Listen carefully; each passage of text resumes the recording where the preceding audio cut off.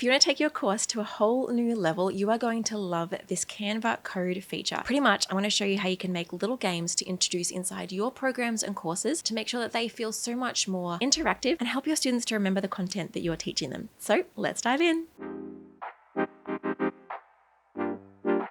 So hi, if we have not met before, my name is Jackie, and pretty much I'm a graphic designer who is obsessed with helping you use Canva, brand and design strategically so that your business can grow. You can feel so proud of everything you're putting out there, not waste hours inside Canva, and make sure that the graphics that you're putting out there is actually working to grow your business. And that's what this is. If you're wanting to make your course and online programs better, that means you're going to get better retention rates and better referral rates because people are going to love what you share and be more likely to share you with their friends. So I want to share with you some examples. So pretty much inside Canva, we have a Canva Code feature. I'll show you that more soon, but I wanted to show you exactly what I've created as a bit of behind the scenes to my course. So pretty much I'm in the process right now, at the time of recording this at least, of re-recording my whole DIY Design My Biz course. This is a course that I've had for 5 years now that teaches business owners how to do their own branding and design inside Canva. It's gone incredibly, but obviously after 5 years, there are some things I want to change and add. So I'm going through a whole course re-record thing, and to do that I'm just thinking of every single possible way I can make the course so incredible for my students. And something that I thought of is making little interactive games that I could insert into the course so that my clients and students can learn the process better. So I'm going to show you some examples here of some ones that I've done so far. I'm only like up to module 2 and I've already done so many different parts that I wanted to show you. First things first, I'll show you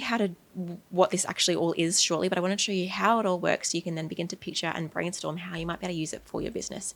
So if I click on this design and I hit Let's Start, this is like a little word finder thing because I really believe it's really powerful for a business owner to have a selection of words that they can anchor into as they're designing their brand. So it's sometimes hard to think of these words. So I made a little word finder so you can think, oh, my brand wants to be friendly and quirky. I want it to be ambitious and motivating. And I also want it to be modern and organic and grounded, dynamic and ethical.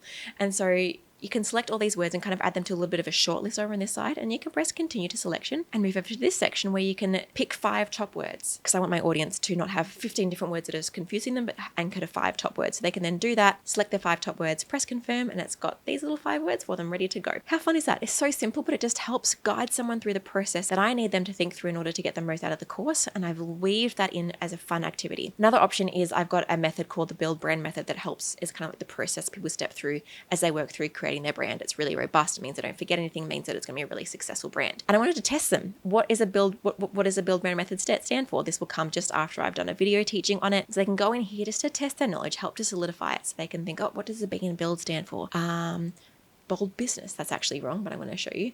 Oh, it tells me. It's brand based, and I've got a bit of a description here of what the correct answer would have been. Next, and they kind of just go through and guess these different things, or not guess, hopefully do proper things, and they get to see what's right, what's wrong. And I could have added in as much text or made this look any way that I wanted, but this is how I chose to do it, and it's all there. So this person only got 1 out of 5. Time for a quick refresh on the build method because you haven't quite got it, so you might take the test again, just helping them to, and you could bring this quiz into so many different aspects of your course, and this is a really fun one to do. Next up, I've got an interactive brand personality one, so I really like helping my audience place their brand on some sliders. So again, they can just click on this and they can move the sliders up and down. Nothing really happens here. It's just a method for them to kind of think through, I don't want my branding to feel feminine or masculine, and just to see it all at a glance and make those decisions. And it's just a really easy way to do that. Like I would have had to, there's no other way I could have given them this kind of resource to move, except if I got them to draw it and plot it out on a design, or opened up a full Canva design that could get mixed and moved around. Instead, they can just click on this and do it. And I've got this little button of see my brand vibe, and it kind of brings like a little summary of what those answers would be there. And so it's so endless what you might choose to do here, and I'm going to show you exactly how to do it now. So first up, when you open up your Canva home, you want to make sure you have an account. You can toggle across to Canva AI. Inside here, Canva has a whole plethora of things you can use AI for, whether it's design, create an image, draft a document, code for me, or create a video clip. I'm going to use the code for me section here. So click on this code for me, and it's going to toggle across to that section. Now, if you're really short on ideas, have a look at what Canva's got as suggestions here. They've got interactive menu, interactive flashcard game. That could be a fun one for a course. Digital birthday card that explodes. Like there's so many little options here. 3D game exploring space. Like let your brain, like you kind of have to switch on your creativity here to think, I hadn't thought of this and using in my course. What are ways that I can make this really easy? This one here, vocab matching game, memory matching game. I'm so excited to think this through. Anyway, all these options are here for you. And so if you wanted to click on one of these, for example, it will give you a bit of an example code so you can kind of just you probably could use this and switch it out. But what I love to do is actually move over to ChatGPT and ask it to help me. So for me, for example, ChatGPT knows my brand already, so I don't really need to give things much context. But say, for example, let's think of a new idea for me. Let's do a quiz, because I know a lot of you are probably going to want a quiz.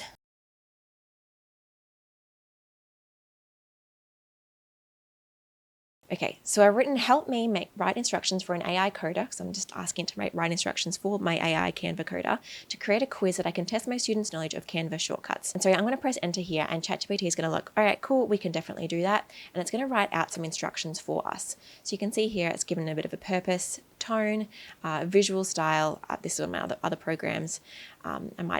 You're going to need to edit some of this information, but it's given you a really good start. So quiz format, scoring options, giving me some tips on the colors that I might want to add in, accent colors, fonts that I might choose to use, kind of the layout of it, and then it's going to give me some quiz options here. And so depending on your expertise area, you might choose to put all of your exact questions in here that are like perfect, and you might choose to write it out. For me, I know that the AI is probably actually already going to know the Canva shortcuts I'm going to need. So what I'm going to do is just copy and paste this text. I'm going to copy it from ChatGPT, go into my Canva AI coding and paste that in. I'm just going to double check that I'm happy with this. I think most of this is actually pretty good. I'm going to delete the visual style. Actually, I'll do clean, lots of purple, because it doesn't actually know my brand for the Co-Creation Design Club. So I'm going to leave that out.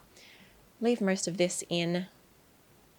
I always look at the optional things, so sometimes it's not right. So usually I delete this tech notes section because Canva Code has limitations. So we're just going to leave it like that.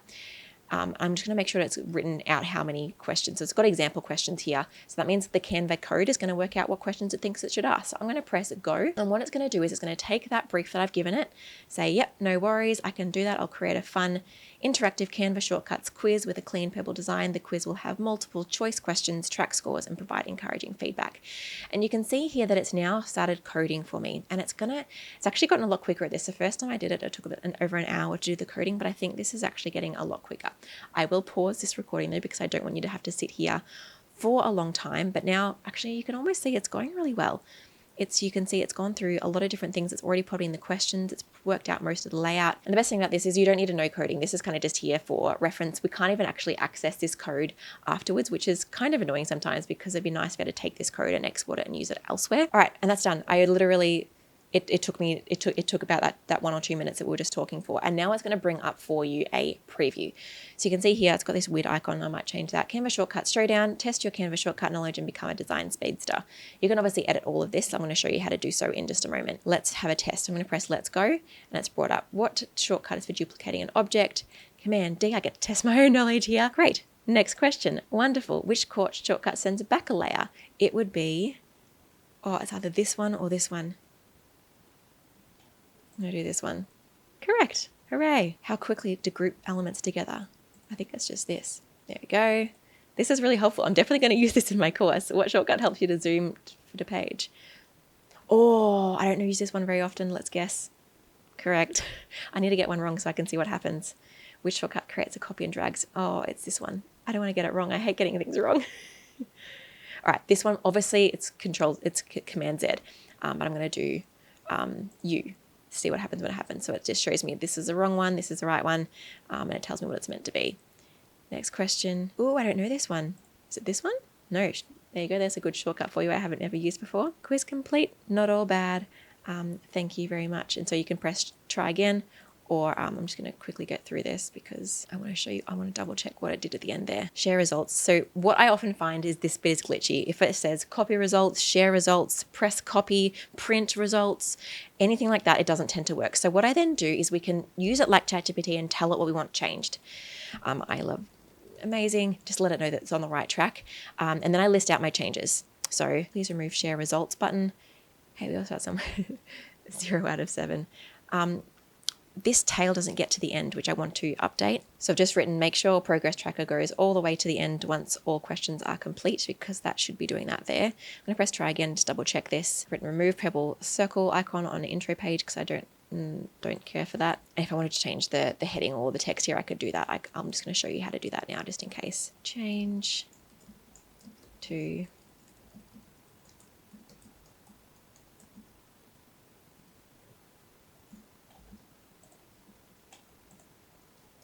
tester. I don't really like that, but I can't think of a better way to put it. So I'm going to press go.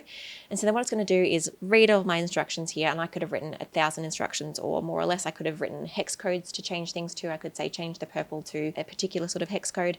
And now it's going to start typing out this again.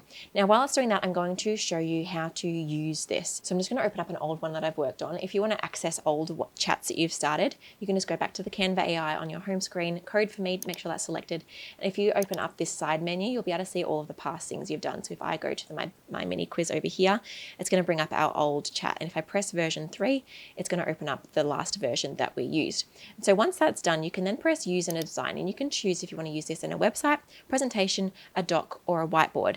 For me, I'm usually just doing a presentation, but I'm also actually adding these into worksheets that I'm making inside Canva too. So I could put this into a doc, or I could make a mini website. This doesn't mean like your own website. This means a Canva website. So the limitation of these is it has to stay within Canva.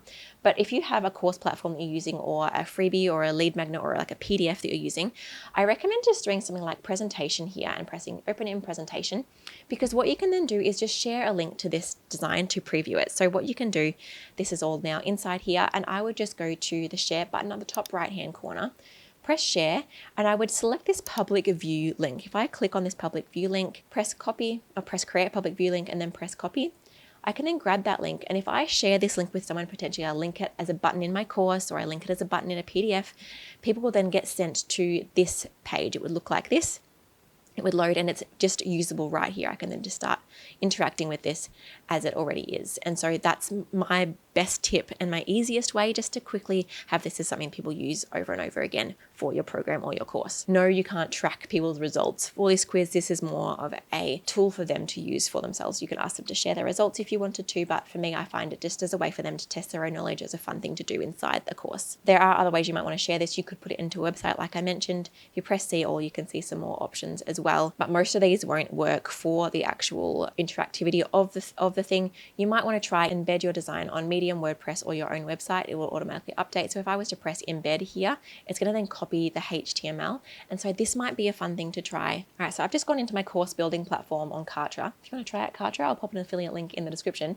But if I press custom code, if I paste in this HTML embed code, so copy, go back into my code block and paste that in, press save. I'm very interested to see how this goes. It looks like it's going to actually work. So I'm going to just save this. It's going to be very confusing for my students if they're looking at this while it's live, because this method is new to the brand new course structure. All right, so I've now opened up the course as my students would view it. If I click on this, you can see it actually does work. It's all embedded and works as per normal. So that's another way that you can use things straight away. You can just press that embed and embed it into a website. So that's really exciting. I need to share that information with someone that I actually created for a client of mine. She does print artworks, and so I created for her a way that would grab her artworks and help us place it inside photos that a client would upload into the app. So there's so many incredible things you could do with this. So let's now go back to see what our branding quiz was doing. All right, so I've just gone back to my Canva shortcut thing, and you can see that it's changed the text up here as requested. It's taken away that icon. And if I just go through, and at the end here, we'll test if the progress tracker is working as I asked it to. Make sure you always test. Here we go. Hooray, so that's finished, that's great. And you can see that it's also removed the share results button as well, and it's got the try again. So that's all looking really great. So when I want to use it, again, I just press use design. And if I want to embed it into my website, I might go to presentation, change all that up, and then embed it into my website using that code. So I hope you found that useful. It's such a fun tool for you and your business to use to be really strategic. If you are wanting help with your own branding for your courses to make sure that everything looks super schmick from beginning to end, make sure you check out my Seriously in Business Challenge. It's a free 3-part video series that's going to help you to go through creating your own brand to make sure it looks really professional, really consistent, and really cohesive, and is going to attract your audience to make sure they actually sign up to join your online course so that you can show them the incredible apps and programs that you've made to support them to learn. If you're not already, make sure you hit that like and subscribe button to make sure you hang around for more videos, and let me know that you liked the video and would like some more just like this one. Please let me know too in the comments, what kind of app are you creating? Have you created? What would you love to create? I'd love to see all of our ideas, and maybe we could give each other lots of different ideas for the kind of things we might choose to put in our online courses. So thanks for joining me, and I will see you next week for another video. Bye.